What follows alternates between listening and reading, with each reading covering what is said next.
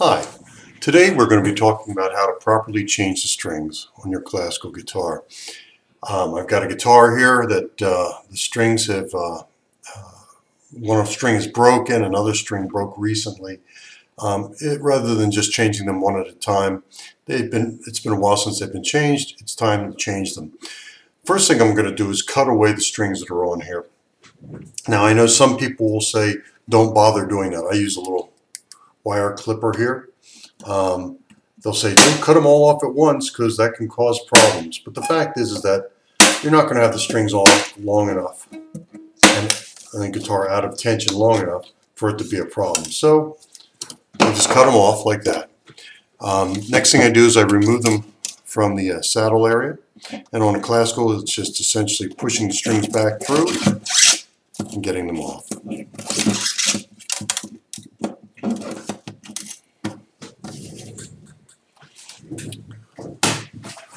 While I have the strings off, I always like to wipe everything down, get all the dust and dirt out from the little crevices, and also from under on top of the guitar here where it can't get under the strings very often. I just wipe it off with a clean cloth, nothing on it. If it's particularly filthy, I might put a little something on here, but not generally anything. It's generally just wipe it off. Just wipe the fingerprints and stuff off. Okay. Next, I want to take the strings off from the headstock area. Same sort of thing. Just take the string, push it back through the hole, and then pull the string off.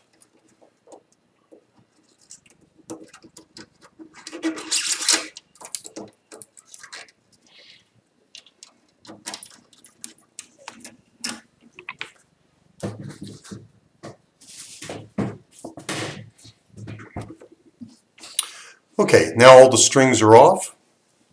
I don't have any strings anywhere on the guitar. While I have them off like this, there are a couple things I like to do. One thing I like to do is I like to clean up the frets. Now, this fingerboard is relatively clean. There's a little bit of dirt here, not a whole lot, but mostly what I've got here is the frets. This guitar has not been played a lot, so the frets are a little tarnished. Some of the things I'll do to remove this tarnish, and it's not, you don't have to remove it, but I think it feels nicer under the fingers when they touch the frets and when they touch the strings. With the frets nice and polished and slick, it'll just have a faster feel and just feel better for your hands. So what I use is either I'll use a little bit of 4-0 steel wool, and when I say 4-0, that's the designation for how fine it is. It is very, very, very fine. Just look for 4-0, nothing coarser than that, not 3-0, not 2-0. 4-0 works very nicely, and I'll take that and I'll just rub over the fret just like this, and it'll polish up the fret real nicely. And I always go lengthwise over the fret because if you do any bending or anything, you would actually feel that, and it polishes up the fret very nicely, gives it a nice shine. You can see this one's a little shinier. Another thing you can use that's even less aggressive than the 4-0 steel wool is one of these little nail buffers. And on side 2, which is the smooth nail side, you can just take it and just go over it again, just like that. Now you will see that I'm scratching at the fingerboard a little bit, and this is, some guys are like, you should never do this because you're going to remove so much wood from the fingerboard. Honestly, I don't think I do this but maybe 4, 5, 6 times maybe over the course of the guitar's life. I'm not doing this every week, not even doing this once a year necessarily. And if the guitar is being played regularly, you don't have to do this at all. You don't have to polish up these frets because the strings themselves, being played over the frets, tend to polish them off anyway. And this goes very quickly. All done. Okay, just like that. I always like to keep the fingerboard nice and clean, so I wipe it with my clean cloth. Okay. The next thing I'll do, and this is again something that a lot of guys won't do, but I live in a dry area and I don't want the fingerboard to dry out. So I will use a little bit of a natural oil on the fingerboard, and very little. I use just enough to wipe over this fingerboard, let it sit for a moment, and then I wipe it off clean. Now I use a lemon oil type based oil, and I like to use Old English. And again, there are some other things in here that some people are like, oh, that's a terrible thing. I've never had a problem in over 40 years of doing this. I've never had a problem with this. I'll put a few drops here and there on the fingerboard, just like that. Now the nice thing about using this Old English, I use the Old English with a little bit of stain in it. And the reason I do that is because, as you can see, it really brings out the wood. It makes it look real nice. And it also oils it a little bit, puts a little bit of oil on the fingerboard. And now I'll just rub it in just like that. I'll let it sit for just a moment. Put the cap back on. And then give it a second to sort of work its way into the wood. And then I wipe it clean. And I wipe it real well. I try to make sure I get any excess off.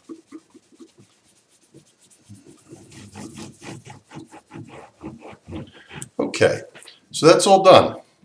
Okay, now we're going to string the guitar up, and first we need to attach the strings to the bridge area.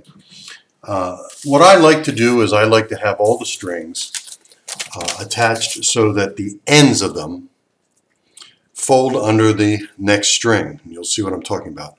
So I take the string, boy, that's hard to see. I'm going to zero in here a little bit. Okay, I take the string, I put it in through the hole. I put the end of the string under itself, and then through that loop I just made. And I'll do that 2 or 3 times with these thin strings. I want to just do it twice because I don't really need to do it 3 times. And then there's a little channel, I don't know if you can see it there, in this back of this bridge. I like to have the string end up there, so I might actually have to do it a 3rd time for this one. And what happens is the little end of the string stays in that channel there. Now I don't tighten the string down quite yet. I'm going to do the next one so you can see how one will cover over the previous string. So same thing, I'm going to grab the string, put it through the next hole, the B, and do the same thing. And I'm going to have it so that the end of the string is going to go this way toward the bass strings. I'm going to back out here so you can see what I'm talking about. So the bass strings are up on this side, or up on this side, and so I want this, the end of this string, to go underneath through the loop I just made, and then toward the bass strings, pointing that way. So when I tighten it down, it'll be underneath the next string. Okay. Let me go focus in again. Before I go any further and do the rest of these strings, let me show you how to do the other end. Okay. So here's the treble string, the E string, and I'm going to put it through this hole here. I'll put it through this little hole here. Now here's something I do differently than a lot of guys, and I think this is really the best way to string these. Nylon strings tend to stretch and stretch and stretch until, you just drive you nuts. They'll go out of tune a million times over the course of a day. So what I do is I put it through the hole and I pull it relatively tight. I'm not pulling hard on it, but I'm pulling it so that there's not a lot of slack on the string. Okay, you can hear there's almost a pitch there already. I pull it through the hole. And here we go again. I'm going to zero in so you can see exactly what's going on. I pull it through the hole. I go under the string. You can see I went underneath the string I just pulled through. And I'm not going to make a knot, but I'm going to where these two strings overlap, I'm going to slide this string through there, through the little extra that I've just made. And it'll make sort of a knot. Whoops. But what it really will do is as I tighten this string, you can see the string coming from the fingerboard and going into the hole is now overlapping over top of the string, the other end of the string that came through the back of the pin. And so I just go like that. And then as I tighten it down, it'll immediately grab itself and won't allow it to slip. That's really important, because if it doesn't slip, then that'll be one less place this string will lose tension as I'm tightening it down. So you can hear it's already tightening up. Okay, I'm going to do the same thing to the next string just so I can show it to you one more time. Now, I don't go twice through the hole or anything weird like that, and that's a mistake. You shouldn't do that. No, I just go through the hole, as you can see. I bring the string back around the pin from the top, and I go underneath it, just like that. And then, that would be good enough, honestly, if I could keep the string up here, but what I do to keep it up there is I go back sort of close to the post and just sort of follow around, just like that. Now I've taken all the slack out of this string, so when I tighten it down, it's going to start tightening down on the string right away. But keep in mind, these are nylon strings. They're going to go at least one time. There you go. There's one time around. It's not even up to pitch yet. There we go. So it's going to start tightening up, and it's going to, since there's going to be less slack here, there'll be less slack here, and less slack over the string, it will tighten up faster and stay in tune faster than it would if I did 3 or 4 times around the post. This is just something I do. I find it a nice clean way to do this. I also tend to cut the string clean, close to the post, just like that. It's not going to slip because, again, I've created essentially a string lock on it by having the string press down against itself. So it will not slip or break or do anything funny in that area. And I just cut it nice and clean, nice and close to the post, just like that. So you get a nice clean look on that side. And also down here you can see the string ends will not stick out because I've overlapped them. I'll show you what I do with the last few once I get to that point. Okay, I've just put the D string or the 4th string on, and the end of it is going towards the bass side. So it would be underneath the A string. With the A string, I'm actually winding it the other way around. I'm winding it so that the end will go now treble. And the reason I do that is so that I don't want to have any little ends sticking out the end here of the bridge, of the saddle and bridge area. So what I've done is I've got this wound around, it's twice around, and now I'm going to put it underneath the D string. That means that I can't really tune up this D string yet, because if I do, it'll be too tight to fit under here. So I just go like this and put it underneath. There we go. Just like that. Let's see. And you can see now the A string, the end of that is sticking out on the underneath the D string. Okay. And now I'm going to do also the low E string. And the low E string will ride underneath the A string. Now you can see I've got some things sticking out here. I'll clip all them off in a moment. Okay, I'm doing that now.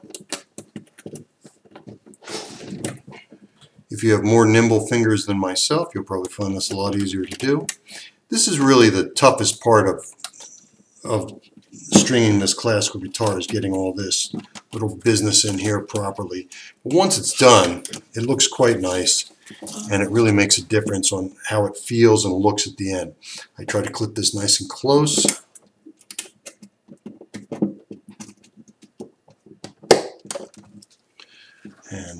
too.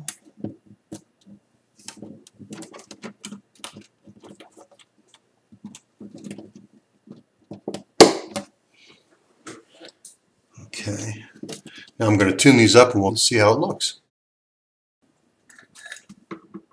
Okay, we're back.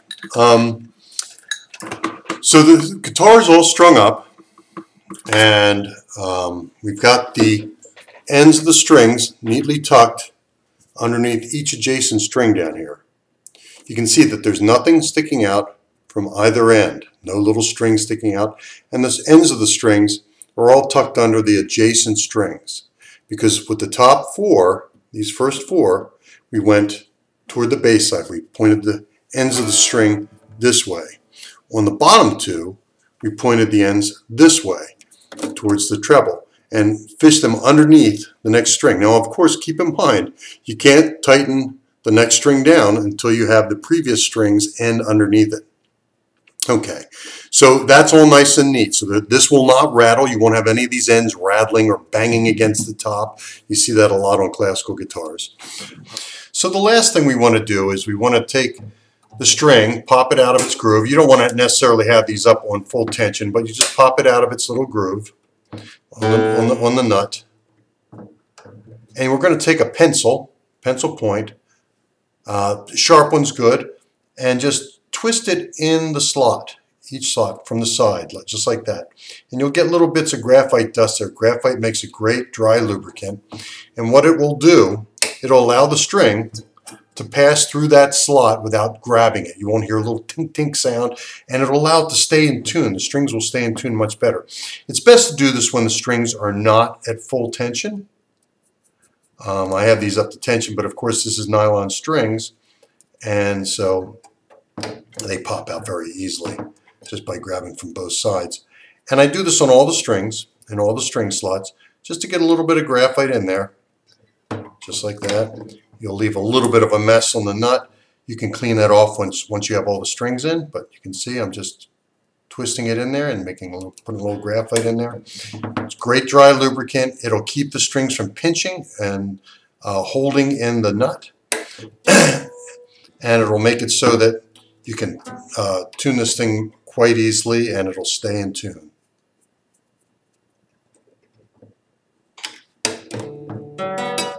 Okay, and once they're all in, I just blow it away. You can wipe off any little bit of excess if you want.